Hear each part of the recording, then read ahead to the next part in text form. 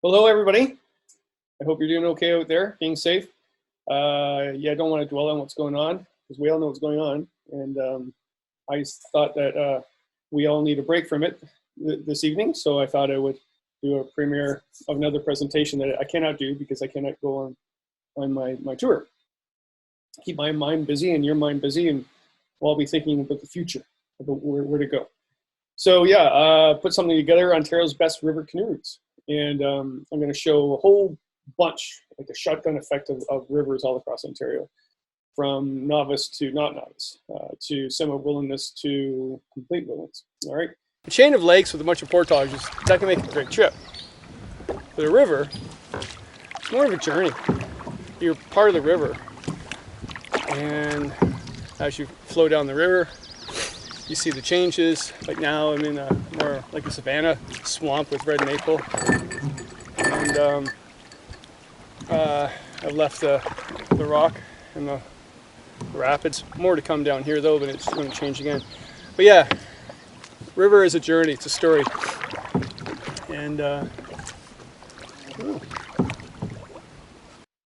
yeah, and if you don't know what I do, I'm a writer, and I've written a whole bunch of guidebooks on canoe routes in Ontario and Quebec, but mostly Ontario. And yeah, I've just been doing that for a long time. So I have tons of paddle, what's it called, strokes behind me. This is going to be a premiere with a live chat going on at first. So if you have any questions, I'll answer the questions. I'll type really quickly. If it's a really detailed question, I'll send you my contact information so you can send me some notes, and I'll send you some detailed information back.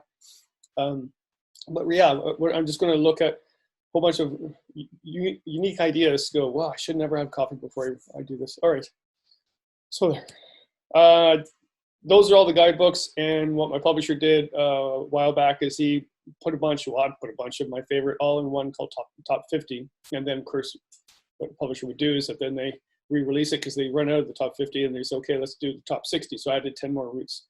So there's 10 more routes in top 60. Most of these routes are from top 60 and other books, Rivers of Ontario and Quebec. Go back to that one, Rivers of Ontario, Quebec.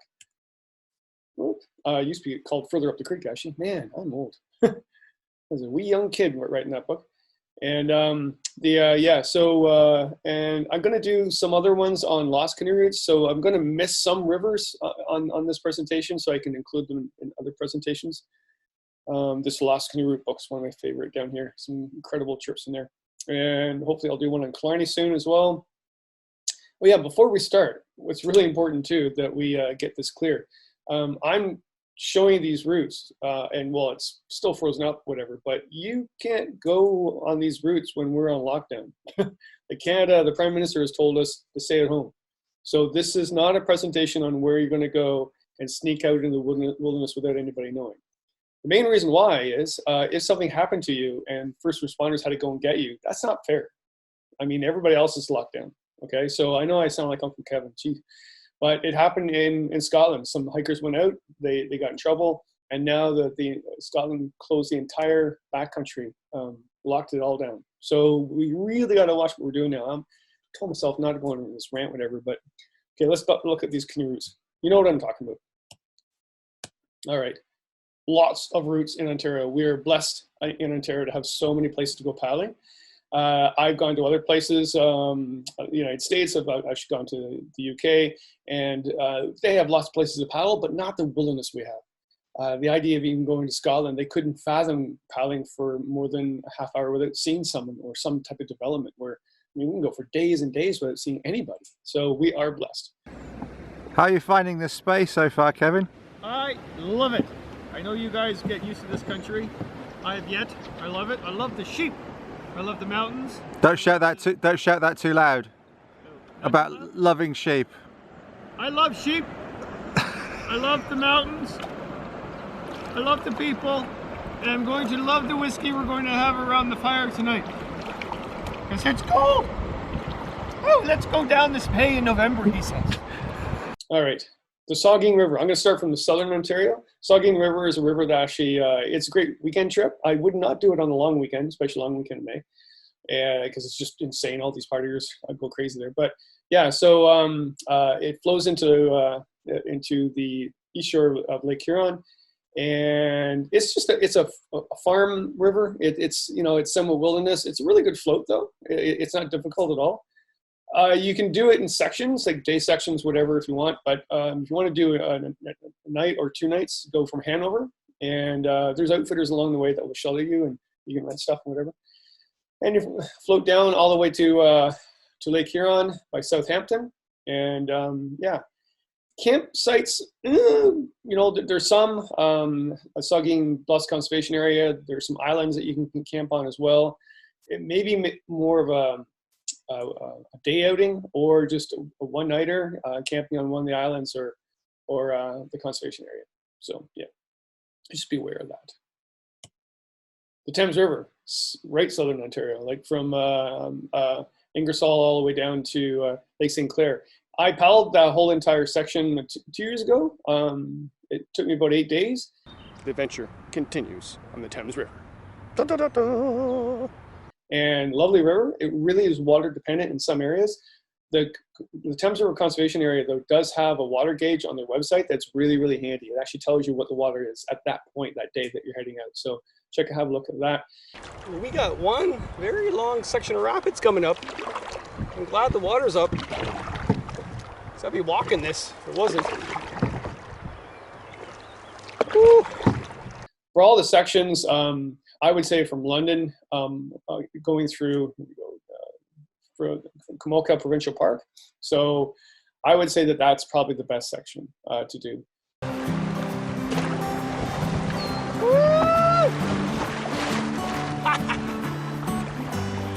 Oh, I'm having such a good day. Oh.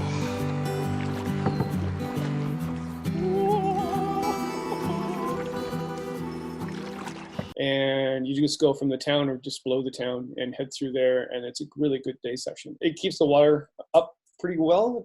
You can even probably paddle that in the summer. You might be walking a bit, but if you do the upper in summer, you're walking a lot. All right, I can go on and on about the whole Thames River, but I think that that's the better section just to do it as a day trip too. I, again, paddled the entire Thames River and I camped, but there's no really legit places to camp. You have to make them up. Like check out my video series on the Thames River and see where I camped along the way. It's up to you. I'd go under the tree myself. But yeah. Okay. I'm home for the night. All right. Night 3 on the Thames River, a wild, remote river where you camp in people's backyard. And there's cold beer in the fridge calling our name. Yes. You can ninja camp it, but just beware if you're on private property. It wasn't that difficult for me to actually find places to go. The conservation authorities really, really helped me. She just gave them a call, and they're really excited that I actually was paddling the river. All right, Kawartha Highlands Provincial Park is just north of Peterborough. It's actually literally 20 minutes up the road from where I live in British North, and it's just south of Algonquin Park. It's central Ontario, so central Ontario. And for the rivers, I always say this wrong, Mississauga, I think, river is a fantastic river. A lot of people don't do this river because they look at the map and they're like, oh my Lord, there's tons and tons and tons of portages, which my daughter and her friend are very upset with me about. But most of them you can do. You can run them. So it's not that difficult a river. What I do though, this is really handy. I go down from the dam, and now you have to go up the dam. You used to be able to access on that road there, but now you can't. So you go to the dam, paddle down to the first set of chutes, camp there, and then paddle back upstream, because that section is all doable paddling upstream. After that, it's not that easy paddling upstream, but going to the chutes and back up is a really good weekend trip. Love this place, full of rock barrens, nice little drops. Some rapids are runnable, especially at the end. These are not, but yeah, beautiful spots, beautiful campsites. Not well used because it's water dependent, but right now lots of water going down. In fact, I can't run some of the rapids I usually do because of that. Beautiful spot, nice to be here. It's just chilling my way down the river today. York River, just near Bancroft, so it's north of the Kawarthas, and yeah, it was going to be a provincial park at one time. They never did make it a park. Now this is a non-operating park that you can shoot provincial park.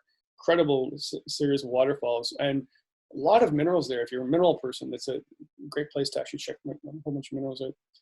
And yeah, you paddle down the York, and after those rapids, there's 3 portages. It just widens out to sand banks and beautiful scenery and nothing, maybe a couple of hunt camps. And then you actually go all the way down into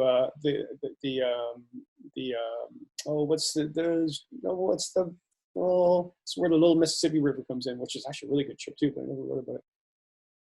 Conway Marsh, I think it's called. When you go into Mattawa River, I got to see it. It is Conway Marsh. Yeah, I got it right. So you flow out into there, and that's an incredible wildlife area. Really nice fall trip, actually. And yeah, you could do that as an overnight. This is basically you can camp anywhere along the bank. There's no set campsites. People you can find camped, especially down below the falls, but I wouldn't camp around the falls. It's a park place. Okay, so I would go further down. That's a really good weekend trip. Algonquin, I talked about Algonquin the last premiere I did, so I won't go into great detail, but I wanted to show you some rivers, especially ones I didn't talk about at the Algonquin one. If you haven't seen the Algonquin one, on my YouTube channel, it's Algonquin Canoe Routes, and yeah. The Oxtongue River.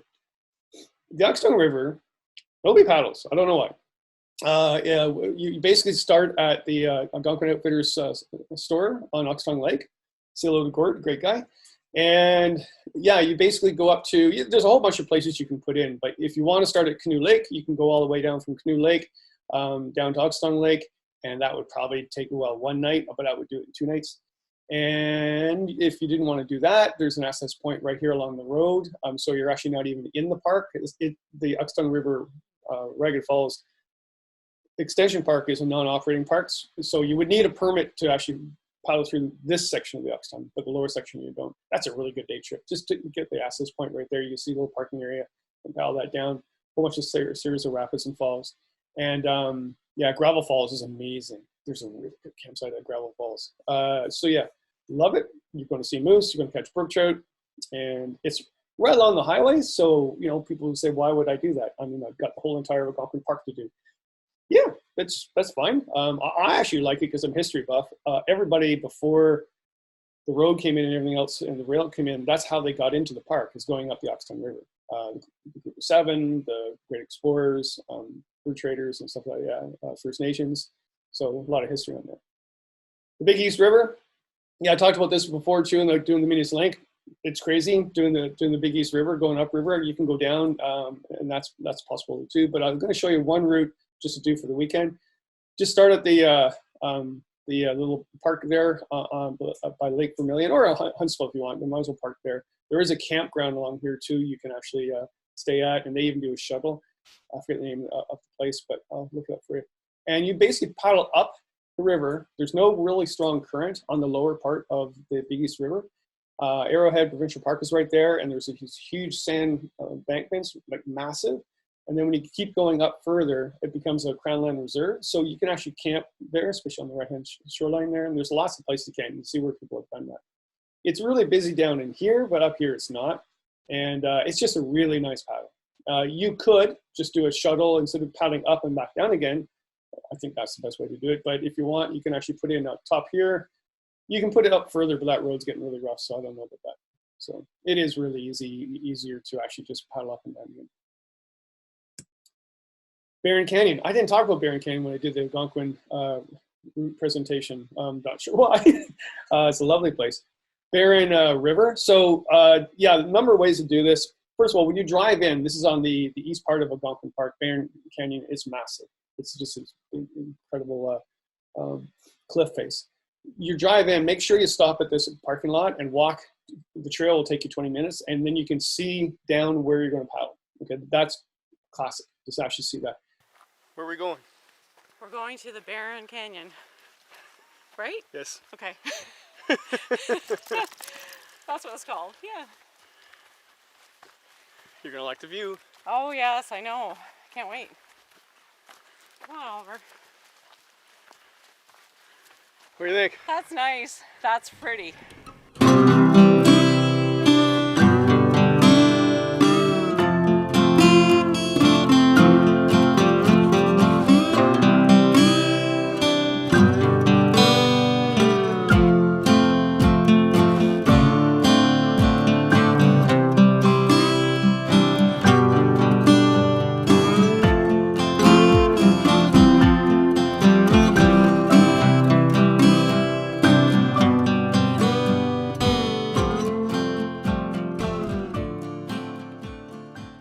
So they head back in their car. You can put in here, there's an access point right by the river, paddle down the river and do a shuttle. And this would take you like a day, but you might as well do an overnight along these campsites. That's a really nice trip.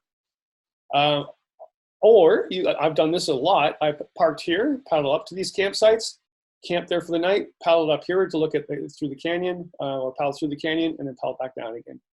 Really quick and easy. The other one too, and it's worth doing, you actually go to Grand Lake, the Ackery Campground, and I love that campground. It's just unique. I like going there.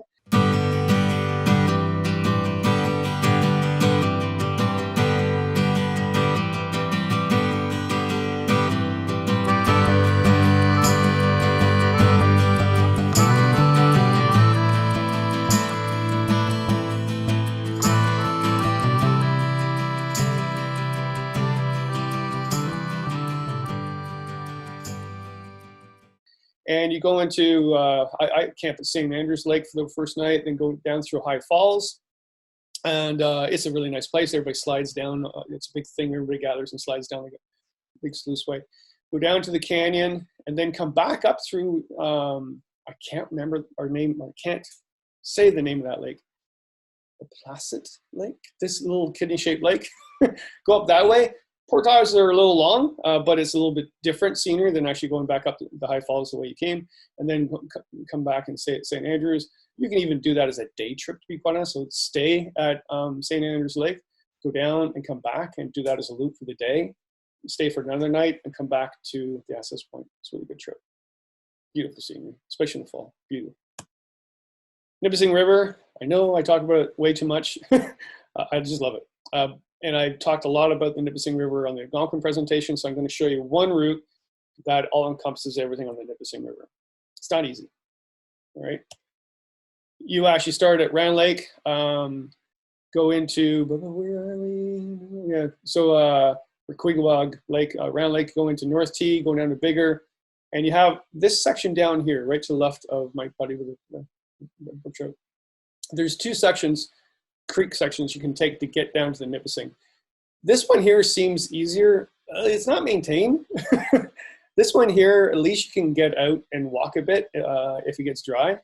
I think it's called Bruce Creek. I'm probably wrong though. So, but I would choose this southern section and then portage through here down into the Nipissing. That's a long way to get there. You can come up from the Tim and do that, but that upper part of the Nipissing is full of alders and stuff like that, and it's okay, but yeah, you're going to curse it a bit. So you get to the Nipissing, go all the way down the entire Nipissing River, get to Cedar Lake, and come up back, loop all the way up around through Kiosk, Manitou, North T, and finish again at Round Lake. That would take at least 8 days. You know, some people might do it in 6. I did it in 10. Actually done that a few times. Love the Nipissing River. Going upstream in Nipissing River, I wouldn't recommend it. Lots of history on the Nipissing River as well. Beautiful scenery. The nice part of the Nipissing is the central part, the middle part, where all these old growth pine are. And as soon as you get down the lower, it widens out. It's like, over there yet, sort of thing. But the middle part is just absolutely gorgeous. So make sure when you're camping, camp along the middle part. Don't keep pushing to the end. And you have that cabin full of mice and snakes. Okay, now we're getting into some new territory here. Okay, well, not new territory for a lot of people, but I even sometimes don't really want to talk about this area. I mean, I don't get why people don't go here. You've got Algonquin Park to this side, and then you've got Georgian Bay area on this side. And in the middle, you got this pocket of just excellence. It is part now of a waterway, or not a waterway, sorry, a provincial park, but it's a living legacy park created in 1999. So there's no management system yet for it. So there's no fee structure, no nothing. So really it's Crown land, right? So there's a whole bunch of places to go paddling, and maybe I'll even do a whole presentation on that entire area because I actually paddled there a lot, and I just love that area. There's so many lakes to explore. But the one I want to talk about is the Magnetewan River. And yeah, it's right. It's like you were talking, what, maybe 3.5 hour drive from Toronto? Like, and you swear you're in Algonquin Park. Yes, it is. You're going to see some hunt camps. You're going to see some motorboats now and then. But, I mean, really, there's no fee structure or nothing, right? You don't have to reserve. this is the old map. All these routes that I have written about through all the books were canoe routes and still are canoe routes, but a lot of them weren't maintained anymore. And I just started promoting them just to actually kind of save them. And this was an M&R pamphlet that they would, back in the day, you would actually phone them and then, or write to them a letter, an actually written letter, and then they would mail you this pamphlet. And yeah, in fact, actually, it comes from, I don't know where it is. Where is it? There it is. It's from this book. That's what you used to do. You used to actually go get this book from the M&R and then find the route in here. And there's just tons and tons of routes. This is basically what was the Bible, and Nick notes as well, book when I started doing all these guidebooks. And then I would write the government, and they would mail me a pamphlet. So they mailed me this. I piloted it, and I'm thinking, why is no one here? And then, yeah, and then I created and improved the route. So, and a bunch of other people have it as well after this. I think Brad out there has done a lot of work there too, and also backcountry angler, Jonathan. Okay, so this is a loop, and you can start. Paris Sound is just down to south here. You can start at Harris Lake, or you can start at this access point right, Nascoot Lake. There's a public launch there, and you can actually go up through here and do it counterclockwise. I usually go from Wawagash, basically because where I live, it's easier to get to Wawagash. There's no real reason. But yeah, Wawagash, that's a big lake, by the way, so just watch it when you're going across Wawagash. So go across Wawagash, and you just have this long portage. It's along Graves Rapids. And actually, if you watch Bill Mason's video of when he's out with his family going to Lake Superior, the scene when they're actually having lunch on a rock, that's that rapid. I know that's not Lake Superior, but they filmed it right. I'm pretty sure. I should ask Becky, but I'm pretty sure that's where they filmed it. Some people have run that. I don't want to tell you to run it. So just take the portage. It's on a road though. So it's just on an ATV, it's not a road, an ATV trail. So it's not really difficult. It's long though, it's long, it is long. But here's the great thing. Then you get into these lakes here, okay? Trout Lake and all these lakes down here. You can do this, you can finish the loop through here. Unless you really can run a lot of whitewater, I wouldn't do this extended loop here, because if you're not running the whitewater, you're portaging a lot, okay, especially in low water. So I would either come across here and finish your route by coming back up through here, or I've done this so many times. I've gone from Wawagash, going into Trout Lake, looks like Algonquin to me. I've even explored northern lakes from Trout Lake, and then I've come back up again the same way, and that's a really good 2 to 3 night trip. Fantastic trip. This whole area is beautiful. It's a couple hours from Toronto, and I don't know, we saw one other canoe group, and this is just the tail end of the long weekend in May, so it's nice. Sun's out, bugs aren't too bad, and I'm just relaxing. Or do this whole loop, you need at least 5 nights or 4 nights. All right. Oh yeah, sorry, I should mention, there is a possibility. You can take a creek down here. The portages aren't maintained, so you're gonna have to look for them, but you can go from Wawagash, come down here, up here, and just do a loop through there, okay? There's so many places to go paddling in Ontario. I can go on and on about this. Okay, the French River. French River. Don't go for wilderness because it's a waterway park, but there's camps or cottages, but up there they call them camps. And there's boats and yachts on Georgian Bay. There's anglers, there's other paddlers. The main reason I would do the French is the history, the sense of history, the voyageurs, the First Nations. Everybody that made Canada went down this river. It was literally the highway at the time, okay? And that's really cool. Also the scenery. It's just flat granite, gnarled pine, beautiful tranquil water, really good fishing. So here's 2 routes you can do. You can actually go to Hartley Bay. So that's a marina there, and you can access from them. And there's tons and tons of routes you can do. But one of my faves, I've never said that before in my life. My faves. Hartley Bay, down to Wanabate Bay, down through the Old Voyager Channel, out to Georgian Bay. Yes, it's not a big crossing, but just watch it, okay? It's Georgian Bay. It's a freshwater sea, okay? Gorgeous scenery, though. And then you go up into Bass Lake. There's an old tramway there. They used to use for firefighting. There's an old lodge abandoned, I think. I don't think they use it anymore. And you head up through the Elbow. And then, yeah, that's a really good 3-night, 4-night trip on the French River. And that's nice because you get to see Georgian Bay. You know, you get to get out to Georgian Bay, and that's incredible. Paddle the French River and go out to Georgian Bay and then come back. My preferred route is on the Upper Nippissing. It's not as busy with well, there's no yachts. Okay, I just find Georgian Bay in the summer. You're like, I would Pine Cove Lodge. You start up, and it's basically called the 18-mile island loop. Okay, so there's an island there, and yes, you have to reserve for the French River online, but you don't have to say what site you're going to. You just have to say where you're going, what nights. So what I would do is I would go start at Pine Cove Lodge. This is actually, so if you're thinking about it, so you're going up the highway towards Sudbury. We're going east inland, okay, before Sudbury, okay? That's part of the French River I'm talking about. So you go down the main French River, and you go through a place called Blue Chute, and that is where Bill Mason filmed a lot too. And you can go down to Blue Chute and all this area here and come back up again. That's a really good weekend. There's Blue Chute right there. That's a beautiful campsite on that island. Really good fishing in there too, so don't tell anybody. Filmed with Ray Mears there a couple of times too. That was pretty cool. We made base camp there, and he did a big film on a series of how Canada was formed by the canoe. It was neat. Good guy. All right, so then, or you keep going down the main channel and then go up the North Channel. I wouldn't do it the opposite because you're going to go up the main rapids, go down these main rapids.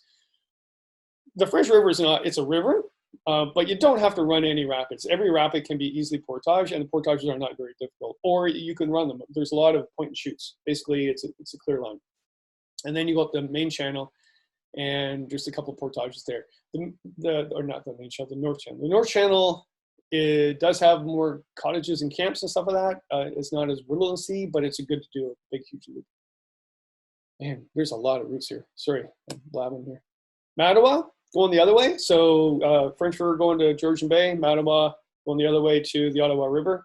All right, so the Mattawa, it is a heritage river, and it's managed by that. But what you would want to do is where are we here? You can start just out of North Bay. That's a long paddle through cottage area. I would go down towards Turtle Lake, access around there, or even further down. And there's a whole bunch of, these are all, I don't want to go into great detail because they're all in book if you want to read where to access and who to get to shuttle and stuff like that. But I just want to give you a feel of what these routes are all about. And once you get from here down, it's a really nice paddle. It's a one night, maybe 2 night, even a day, really. Just stay at Saint de Champlain and do that section for the day.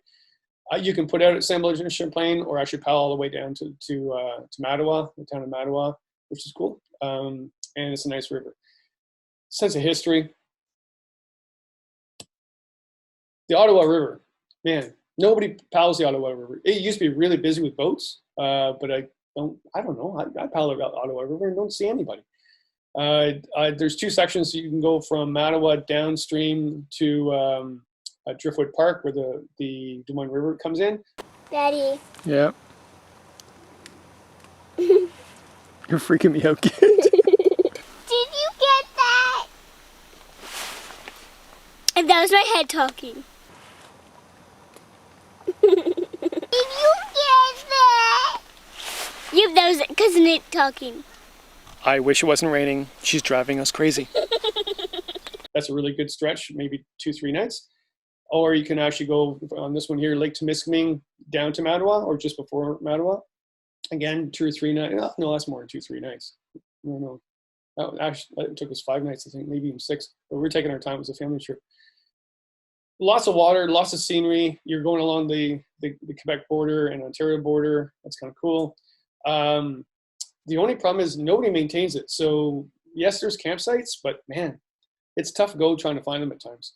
There are no campsites on the Upper Ottawa River. note to self, note to everybody else that does this river, there are no campsites. And if a little marker on the map says there's a campsite, there is no campsite. We found one campsite, and it's by the Jocko River, meaning to say that we actually paddled from 8:30 this morning until just before 6. And we have small children, and also me, which is worse. Lots of bush. It's just trying to find a campsite, but amazing paddle. We're going to go up north now, up into Temagami, and I'm just going to go show you one route because Hap Wilson is the guy for Temagami, or the person for Temagami, and hopefully he does a presentation on Temagami, just like I'm doing here. That'd be great. Hey, Hap, you should do that. And I just want to mention one. The Lady Evelyn River is a really nice river, but to do it as a loop, instead of shuttling and stuff that we're flying in, because that's costly, you actually go up to Moat's Landing and you go up into Lady Evelyn Lake. Lady Evelyn Lake, you know, it's nice and it's not as busy as Lake Temagami. It does have a couple of houseboats now, but yeah, but it's nice. Just really watch the winds. When you're going on Lady Evelyn, make sure you hop up here and actually go up to the Maple Mountain Tower. It's not the highest point in Ontario. It's Patina Ridge is, which is in Temagami, but it's easier to get to and it's nicer scenery, to be quite honest. So take a route there. Just don't camp in the bay before it, because a lot of kids camp there, and if you're going to have a bear problem, it's going to be there. The bears get to know that area. Going through Sucker Gut, and then go up the Lady Evelyn, and then go down the other stretch of the Lady Evelyn. And this is where actually Hap's Eagle Lodge is on that stretch. There it is right there. It even says Hap's cabin. That's cool. Hey, Hap, I put your cabin on my map. Yeah, so going upstream, then downstream. To define, I think I have pictures of it. Yeah, okay. To define the Lady Evelyn River, it's like a giant has thrown its marbles all over the portage. It's watch your ankles, especially when it's raining. Lots of falls, rapids, scenery amazing. Yeah, it's a really nice trip. It's just watch it when you're on it.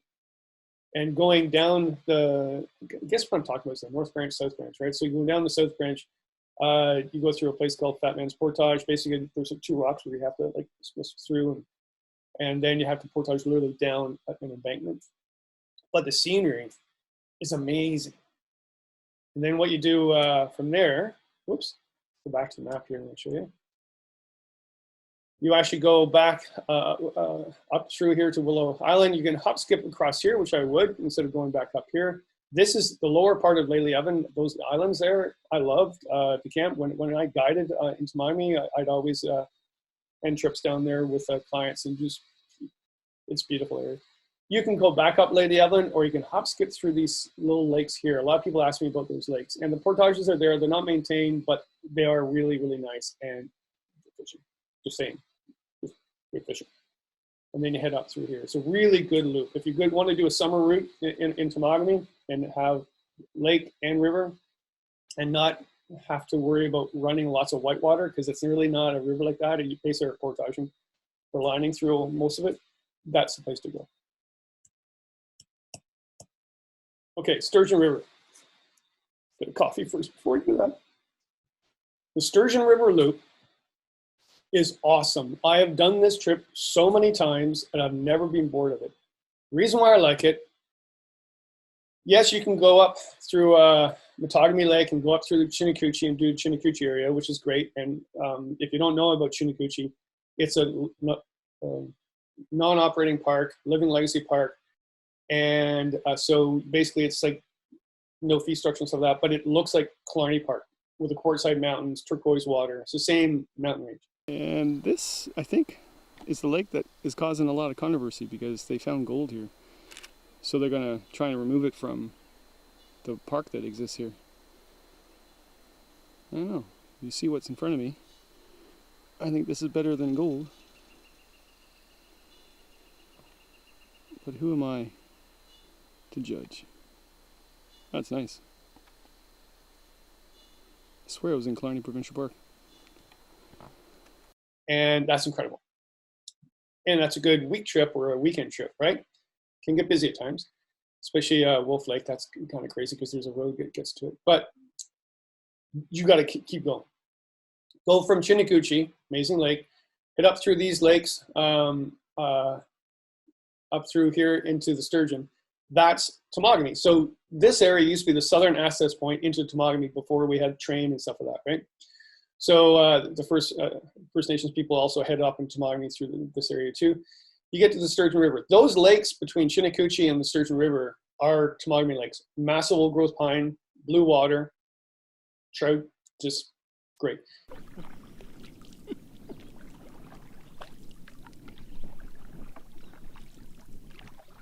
Well, this is the end of day 2, and we're on, what lake are we on? Mike? Doherty.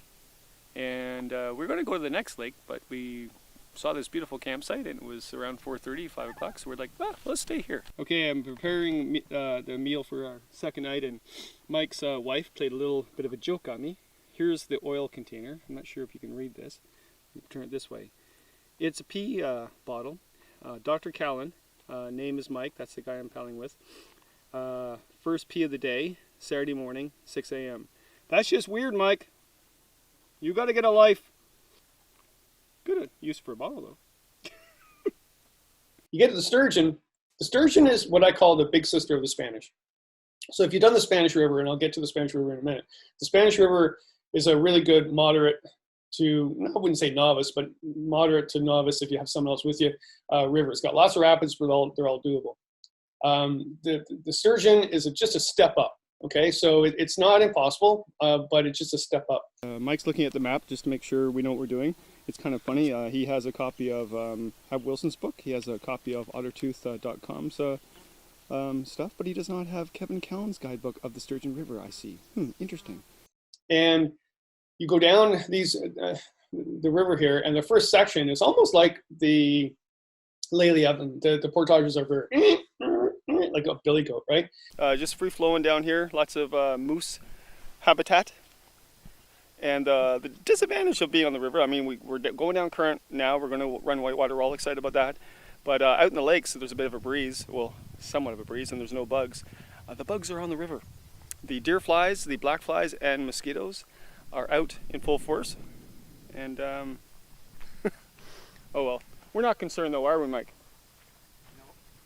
I think Mike just wants me to paddle. We're just floating down. Okay, so here we go, down the mighty Sturgeon River. Very steep portage around this rapid here. And that is the way down the portage. Really nice and scenic. And then you get the lower part, which just meanders like this. Nice, eh, Mike? Beautiful day. Nice and cool. A little damp, but nice and cool. Kind of nice paddling.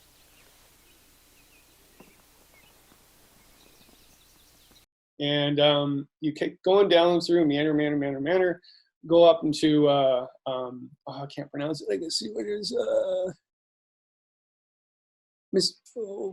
I can't see it. Maskinonge. And you got two options there. You take this long portage across, which is flat, takes a while, or you can hop skip through these ponds. That area is more maintained now than it was a couple years ago, so I would do the hop skip pond part, okay? I know people have gone through there though and said, Kevin, I have no clue where those portages were. If you're used to bushwhacking or looking for portages instead of having a sign saying where it is, like a Algonquin portage, then that's fine. If not, just head right across, and it's not that bad of a portage. It's relatively flat, and you might want to do that. Head up through the Chinnicoochee River system again and finish at Maskinonge there. There's other places you can start at Cushigami Lodge as well and do stuff like that, but this is going to take you at least 6 days. I would do it 8 to 10 days. It's the ultimate trip though. Imagine, you can actually do a river trip that you really don't need a whole bunch of whitewater experience. You're going to see wildlife, you're going to catch amazing fish, you're going to see scenery like Killarney, like Temagami. It's just amazing. I'd go back again and again and again. Just a quick story about on the trip years ago. A bunch of American guys, really ethical group, and they were ahead of us on the portage, and the one kid fell, and he broke his leg right in front of me. I went, oh my gosh. So long story short, 'cause it's way too long of a story. This was before sat phones and stuff like that. So I knew of a cabin downstream where there was a radio phone. So what they did do is they went downstream. A couple of them did. Got to that area, but they found out actually some ATVers helped them even before they got to that. And they called in a helicopter. The helicopter came in. And at that time, a very unethical youth camp of women, actually, or girls, were upstream. And they waved at the helicopter. And I don't know why, but they waved at the helicopter. And you don't wave at a emergency helicopter. So the helicopter thought that was the kids that were in trouble. So they lowered down. It wasn't. They had to go and find the kids were in trouble. It was getting dark. I remember being there and thinking, oh my gosh, I can't believe this is happening. So they actually were running out of gas, the helicopter. So they lowered 2 paramedics down on cables, stayed overnight with the kid. He had a broken femur, was a blood clot. He almost died, actually. And so they came in really early in the morning with the military, got him out. It was an amazing rescue. But that whole thing went to court, and my journal was used in the court because the government sued the girls' camp for waving at the helicopter. And I never got my journal back because it's in evidence. But they got sued a lot of money. I think they protested it, but I'm not sure whatever happened with that. Go wave at helicopter if you don't need it. Spanish River. Okay, so we're now going from Sudbury, and now we're going across the north shore of Lake Huron towards Sault Ste. Marie in Ontario, and the Spanish River. So there's the west branch and the east branch. If you're a really good whitewater paddler, do the west branch from Biscuitasing. If you're not, do the east branch. The west branch, when they fork, I'll show you.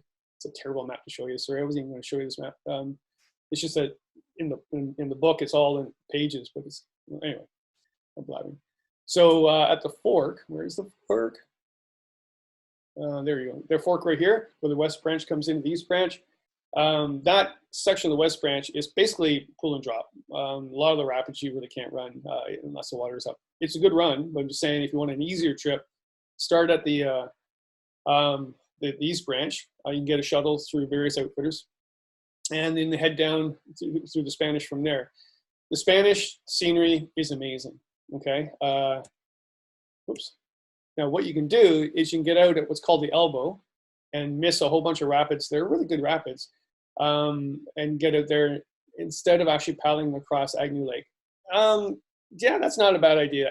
Agnew Lake is a dam-controlled lake, and it's boring. It's a boring paddle. These rapids past at the elbow are worth it. But if you're pushed for time, you can also take the train. Take the train up to just before the forks, up through here, right there. And the train, there's a little town. Well, it's not a town. It's a stop. It's not a town there. I think there used to be a town. And they take you there. You head from Sudbury train station, head up through there, and then they get an outfitter to pick you up at the elbow. You do have to reserve sites on this now. It was sort of a non-operating park, but now it is an operating park. Really good trip. I have no photos of that river. Oh, there. Yeah, yes, I do. Oh, Lord. So see this rapids down here? That's basically a class 1 for about 2 kilometers. That's to me is a definition of the Spanish River. It's just a joy float ride. Okay. Mississagi River, just actually left of the Spanish. I don't think a lot of people paddle this river. I don't think they ever did. I know Archie Blaney Grayall did. It was one of his hotspots when he was a ranger. And if you don't know about Grayall, he was Archie Blaney that didn't like his home in England, so came across to Canada to work as a ranger, and then he masqueraded as a First Nations person, and he became a writer, and he became this famous Native writer, world renowned. And then the day after he died, someone actually put out the word, oh, by the way, he was a white man. He did so much to protect conservation, though. He actually saved the beaver from extinction and things like that they sort of said, oh, well. All right, that's a long story I can get into. Maybe that's another presentation. So the Mississauga River, you're going to need 8 days at least. I would do it in 10 to do this whole entire river. It's a really good wilderness river, and it's not that far north. You start at Biscotasing. It's a really long shuttle. Just let you know, it's a long shuttle. There is an outfitter there that'll do it for you. It's a long shuttle. So you go down the Biscotasing River, down through a series of lakes to actually Bark Lake. So you come down through here to Bark Lake. Man, on Upper Bark Lake, I remember paddling across the lake, and you're not supposed to approach loons when they have their young, because the parents will abandon their young like that. You know, I don't know why, but they will. And so I was being blown towards this mother loon and its baby, and I was backpedaling, and I couldn't do anything about it. So I kept drifting towards them. So the mom took off. A big northern pike came up and swallowed the baby. I remember that night the loon was calling out. It was almost like, "You killed my baby." Well, she laughed at it. All right, so go through Grail's cabin is there. I think it's private property. It's part of a lodge. It's nothing exciting at all, so don't worry about it. He supposedly signed his name inside, and it's locked, so you can't see it. But that's where it was, one of his cabins. You head down through the river section here. This is where it really narrows. Some good rapids. Again, though, it's a tripping river. You don't have to run any of the rapids. You can portage around them, so it's not something you'd be forced to run like a class 2, class 3. So it's more of a tripping river than a wild river ride. Then you continue on. You could, if you wanted to. This is not really a river, though. So you could actually go from Lac Sable. You can actually paddle up into Bark Lake and then paddle back again. There's actually a loop in there you can do that I'll talk about in my last canoe presentation. But yeah, you can get into Upper Bark Lake. Why? It's just really nice and massive red pine old growth. And there was an old forest fire, I think, that happened in 1948, and it stopped there. So it didn't burn all those pine. All right, so you head down that section to the river, and so you really get to it's just Aubrey Lake is just one big reservoir, and it's being dammed, right? It's at Aubrey Falls. And yeah, it's just sort of like, let's get this over with. I mean, actually, to be quite honest, it's quite scenic. It's a reservoir, right? So then you finish there near Aubrey Falls. And I have done from Aubrey Falls downstream as well. I never wrote up about it because it's dam controlled. So you'd be camping and the water literally would rise 6 feet. So I said, I don't want people paddling that river. It's a nice paddle. It's a nice 2 or 3 day paddle. But yeah, I didn't want to tell everybody to do it. Oh, there's the cabin right there. There you go. You've seen it. There's a big pine though. That's worth seeing. Ranger Lake Loop. Oh, all right. All right. This is a lost route. So it's an old loop. The reason I wanted to go here, I actually found the pamphlet. They don't maintain this route at all, but there was a lodge on Magnetewan Lake that my dad and I went to when I was a kid. I was 12 years old, I think, because I had this T-shirt on saying, "Oh no, it's Mr. Bill." Remember Saturday Night Live? Oh no, Mr. Bill. Anyway, what happened? We're on that lake and trout fishing with motorboats, and we weren't doing so well. So we used a canoe to get into some interior lakes. I caught tons of brook trout. And I wrote my journal saying that the canoe was the best vessel to get into the wilderness. And ever since then, I've been really, heeding that advice. So here's the route. You can actually drive this road into Gong Lake right here. It's a rough road, so just watch it. And I don't know, I haven't been on this route for a while, so I don't know if they're still logging in there. But they're no longer allowed to use this road to get into Magnetewan Lake, so this section is closed. So I don't know. It's probably okay. I do remember watching a video. I was backcountry angler, yeah, and Jonathan. He couldn't get down that road in the springtime, so just beware. You can start it at Ranger Lake. Okay, Ranger Lake though, you're looking at another day of paddling along the roadside. So yeah, just check that road out. Just phone Ranger Lake. The lodge on that lake, they'll know all about the road conditions. That entire area, I have an old map of all tons of canoe routes through that area. There's just nobody maintains them anymore. So this is at least one that you could try. So we went from Gong Lake and we went up the West of Binnedong River. So you're paddling up river the whole time. Really scenic, full of old growth. Well, the lower part is, and it's more swampy area. Good trout fishing, and then you get into Magnetewan. And then you loop back down through, I wrote it down so I remember how to say it, Nushagani, I think. And you go down this section. would I do that again? I don't know. It was good trout fishing, and nobody at all was there. It's just it was not maintained, and it was a lot of really tight corners and a lot of log jams. So if I did this route again, I don't know. I would do that route again. I would. I love that area, but I would actually fly into Magnetewan Lake. The lodge isn't there anymore. You can fly in from Ranger Lake, and there's no fear there, and then just paddle down the West Nippigon to Ranger Lake. I don't know why I didn't do that before, but I was following that old route.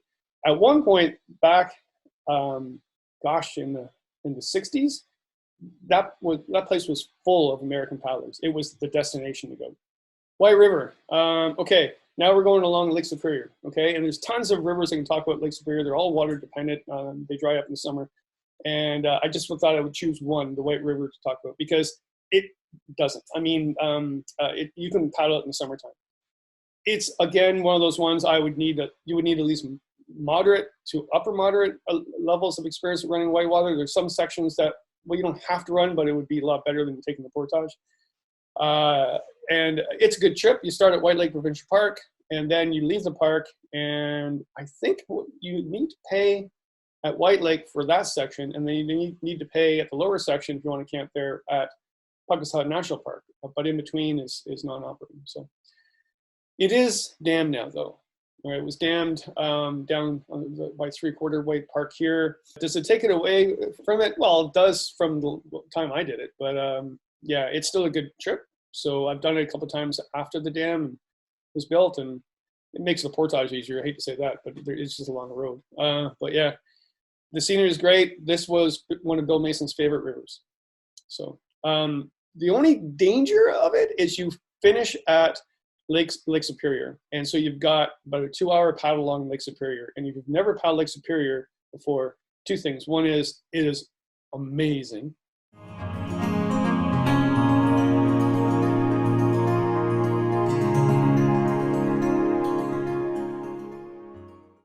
Mystic beyond belief. You'll love it. Second, it's dangerous, really dangerous. If you flip in that water, you got 4 minutes before you start getting hypothermia, and I'm talking in August. Okay, so just really watch it. So it's a good trip, and it doesn't really lose its water. All right, now we're going to Northwestern Ontario. Holy jump! This is a long presentation. So sorry. Okay, Northwestern Ontario. My favorite place to go paddling. I mean, Algonquin really is my favorite place. But if I was to say where's my favorite place really as a canoe tripper, Northwestern Ontario is a mecca. If you go to Northwestern Ontario, like Quetico, Woodland Caribou, Wabakimi, you're not going to see anybody, and also the portages are not as insane. Okay, well, maybe they're not maintained as well, but they're not as long. All right, I always think Northwestern Ontario is made for the paddler. So we're going to go to this one, the Still River Loop. Oh, I have a sip of coffee for this one. All right, it's not easy. I'm just letting you know it's not easy. But there's some easier ways to do it. But I'll show you the loop. And this was an old loop. Again, I got a pamphlet from the government, went there, and the only way it was maintained was there was I wish I remember his name. He's an outdoor educator, he retired now. And he took his class every year to maintain this route. That's why it was maintained. And I'm so sorry I forgot your name. I know you really well too. And anyway, good for you for doing that. And yeah, you start at Santoy Lake. This is along the highway along the north shore of Lake Superior. Head across Santoy Lake, watch it. It can get windy and really dangerous, and there's cliff faces to your left and right. Okay, so just really watch it. Then you get to the portage, and you'll get there, and there'll be a sign pointing up, and you'll laugh.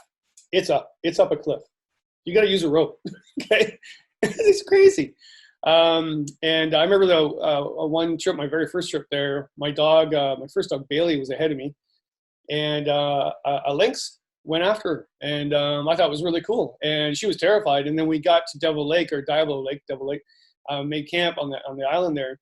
The lynx was calling off, and she was shaking. It was an unbelievable experience. Well, not for the dog, but then you head up into this series of lakes here. So you're now, like, the river's coming down this way, but you're going up through a series of lakes, so you can do a big loop, just like the Chiniguchi Sturgeon River Loop idea. It got burned over a few years back, so I don't mind that. I mean, it's ecology to me. That interests me. I see fireweeds coming up and new growth is coming up, so I don't get all upset when I see a burned area. But just to warn you, yeah, trout fishing, fantastic. Lake trout, even brookies as well. Then you get to the top part here, head across the portage, and then go down the Still River. Why I wanted to go down the Still River originally was because it has blue walleye. So it's basically, I don't know if it's a subspecies, but basically it's a walleye that has a tinge of actually metallic blue. And they don't grow as big, I find, but I just want to catch one. That's why I did it. Then you go down the river. Now, okay, then you go back to Santoy Lake. This section here from the road down to Santoy is meander with massive log jams. And they change every year. It's kind of crazy just to get up the bank because there's no real portage per se because they keep changing, right? Some get flushed out, which is fantastic, and some get even bigger. So you can do the whole loop if you want. It's fantastic. I know Jonathan, Backcountry Angler, he has a video on it. Who else though? There was someone else. I think Bradley. Backcountry, no. Sorry guys, I can't remember all your sites. Type it in and I'll let everybody know. Or you could actually get a shuttle, go to the top here, go down the Still River, beautiful scenery, massive falls, really nice campsite there, and then get out at this road before it meanders. And you've got like a 3-night trip, maybe 4-night, and it's great. So you don't have to do the whole route. Turtle River. Why do the Turtle River? Because you get to see this place. Jimmy McEwitt. If you think you have a bad day. So Jimmy McEwitt, he got a whole bunch of money from gold mining, and he mail ordered a bride from Scotland. And then he lost all the money, and she found out. So she says, okay, I'm not coming because you live in a shack. So he said, oh, really? So he built her this castle in the middle of nowhere on Turtle Lake. And he portaged all of the stuff in, built it in a remote area. And then she never did come. And then he went out fishing and drowned, and he's buried right in front of the castle. So Friends of Whitewater Castle have been taking care of it. They're probably in a pinch for money right now, but yeah, so help them out if we can. So it's a cool place. So you can't see because where I am here, but you can actually go from is it Ignace? Go down from there. That's what the old pamphlet shows you, but that's not maintained at all. I did it once, and it's not worth it. It's better to actually go at this landing here on Clearwater Lake. There's a lodge. And either paddle across, or I got boated across, so I think it cost me $20. And then you go across this portage, get into Whitewater Lake. I would spend an entire week at Whitewater Lake. I mean, forget the river if you want. Just go to Whitewater Lake, visit the castle. There's a whole bunch of POW camp replica or leftovers along there. It's just endless places to camp and beautiful scenery. But you can go down the Turtle River. And it's called Turtle River because there's some native paintings that actually have turtles. So, yeah, it's kind of cool. Really nice river. It does change. Where are we going? Oh, that's the upper part here. Sorry, that's the part that from Ignace down to Whitewater, I would avoid. I'd come from the south end. So you go down the Turtle River. This series of lakes here are more like a marsh. And last time I paddled this, I saw a golden eagle perch right in front of me. That was amazing. And lots of wild rice. So basically it's one of those lowland lakes with lots of wild rice. And nobody there, nobody. Then you keep going down through this section. Now this section changes. In fact, it was like, this is weird. It was almost like going through southern Ontario. The same habitat. It was all wooded area. It wasn't carnivorous, wasn't boreal. It was very odd. You finish at Little Turtle Lake at the town of Mine Center. And yeah, it's a good trip. Oh yeah, fishing is amazing, by the way. Okay, we're getting there. Kopka to Lake NIPIGON. This is a good trip. To do the Kopka River, you can fly into Uneven Lake from Armstrong. This is actually, sort of to tell you where this is, it's actually south of Wabakimi Provincial Park and north of Armstrong, the town of Armstrong.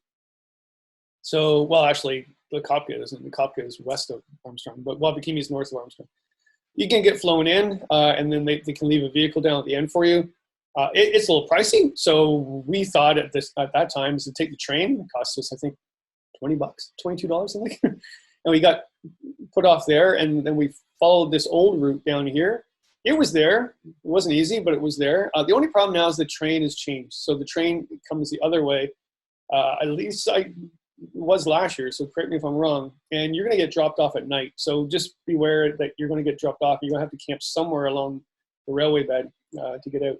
And make sure you tell them exactly the drop-off point. And you'll find out all the details through the train station. Okay.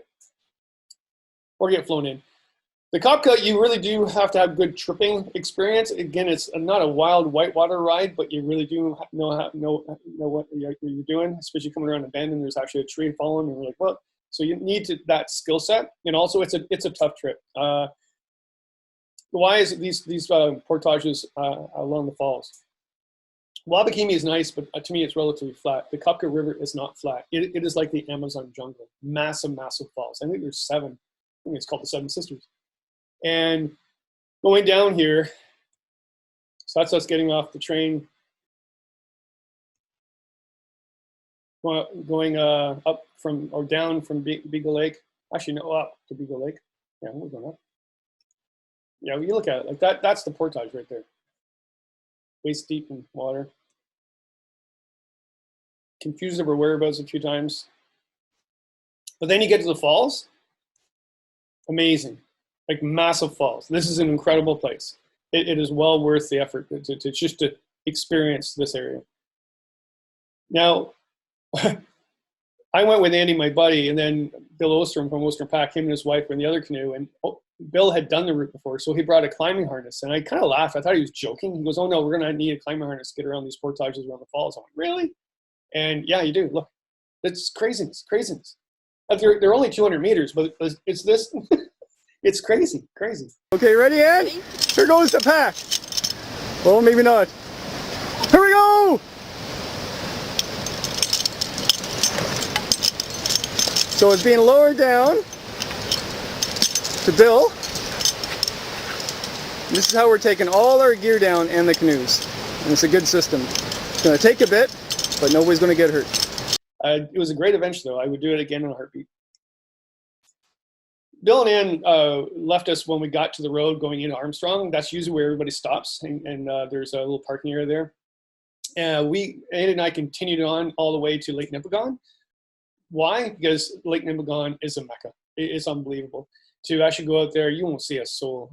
White pelicans, bald eagles, golden eagles, trout. Yeah, so we finished that trip, and we were out for a long time. I don't remember how long we were out for. Almost a month. I think more than a month. But yeah, it was a good trip. All right, Woodland Caribou Provincial Park is the other park just west of Wabakimi, and it's right on the Manitoba border. And there's tons of routes and rivers to do in Woodland Caribou. I love Woodland Caribou. You literally put your toe in the water to catch a fish. But if I'm looking at rivers, the Bloodvein River, you can tell, man, Lord, I'm drinking way too much coffee. Stop coffee, Ken. The Bloodvein River from Artery Lake is a fantastic route, and it flows into Lake Winnipeg. It's an amazing trip. If you don't want to do that, because you do need a lot of experience and whitewater skills to do that river. That is the one river, all the ones I've been talking about, where you really do need an upskill skill to run whitewater. Artery Lake, though, you got to go to Artery Lake just to see these native paintings. It is the best place that I've ever been to, and I've been to a lot of places with First Nation paintings, different cultures as well. I think this is where they actually met, coming from the west and coming from the east. And yeah, I hate to use the term bucket list, but before you die, you need to go and see these. Oh yeah, fishing is good too. Okay, the end is near. Actually, that's funnier now because what's going on with the toilet paper crisis. It's funny. All right. Well, I hope you enjoyed that presentation. I'm doing it again because I can't go on the road to present because of the virus issue we're having. And hopefully everybody's safe out there and getting through it physically and mentally as well. Okay, so I hope I help out tonight with this. these guys are my friends. I've thanked them before, but these are the sponsors that actually basically helped me to go on the tour. And yeah, I'm going to thank them now because I'm not on the tour. So yeah, they're still my friends though. So Eureka, Jim and Ian at Eureka, great guys. Jim's a great fisherman actually.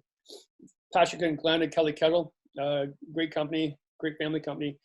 Canadian Outdoor Equipment, that's Tim Foley, my trip mate, and Badger Paddle, Mike and Fiona that do the Paddle in the Park contest. ALGONQUIN Outfitters, amazing group of people there, good friends. Randy and Gord and all of them actually, really good. The Canadian Canoe Museum, by the way, I'm pretty sure they're going to start building, well, you know, well, I don't know, but I've been told a week ago that they're going to start building this year the new museum. I'll have to get back to you on that one. Novacraft, yeah, really good friends, been friends for years, and Tim just retired, and now Chris is the new owner, and yeah, great canoes. Love the 16-foot Prospector, my favorite, by the way. Measure Medical Kits, they might be my sponsors, sponsor for years and years, and yeah, really good group, really good product too. All right, that's it. Okay. I'm going to finish this off with a little video montage of what canoe tripping is all about, and just to entice you a bit or just to soothe your soul right now. And I got to make sure I don't drink coffee during my presentations that are to come. All right. Take care.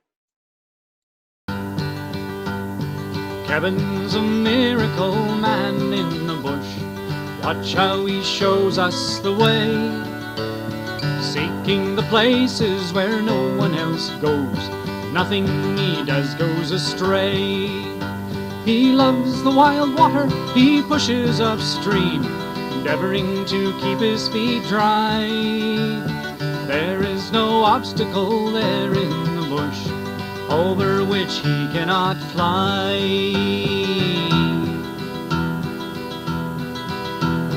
All of us know that it's never to move all alone in the wilderness scene. Kevin's a man who was made for the camera. He's known for the way that he keeps himself clean. Here is a man who is never a spectacle, climbing up mountains or poling through bogs. And we all hope that he keeps his left testicle when he's a-climbing up over the logs. And it's haul, Kev, lift the thing over. It's haul, Kev, we're cheering for you. Haul, Kev, look out for that boulder.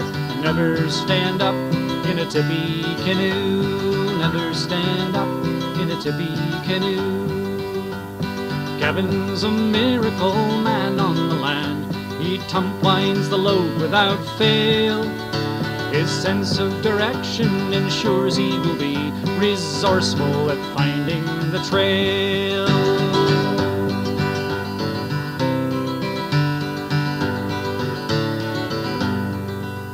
He loves what he's doing, he's getting away.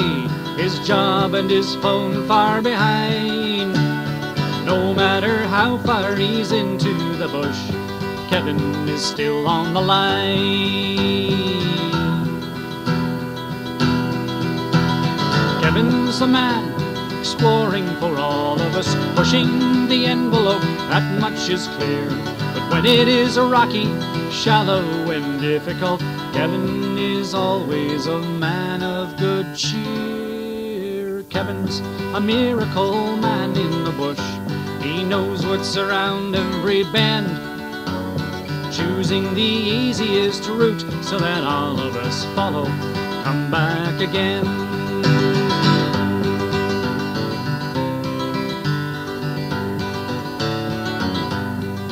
And it's haul, Kev, lift the thing over. Haul, Kev, we're cheering for you. Haul, Kev, grab onto that boulder. Never let go of that old red canoe. Never let go of that old red canoe. Sometimes the path we follow is difficult. Sometimes we ask, why go there at all? Why do we follow in the footsteps of giants when nature conspires to make us feel small. Kevin's a miracle man in the bush. His skills are as great as his charms. Though it is true that he wishes some days he had himself more legs and arms. And it's haul, Kev, lift the thing over. It's haul, Kev, we're cheering for you. Haul, Kev, you'll soon be in clover. Just pull on the string of that old red canoe. We wish we were right there admiring the view, exploring and wandering and paddling there too. We'll admire your pictures and buy your books too.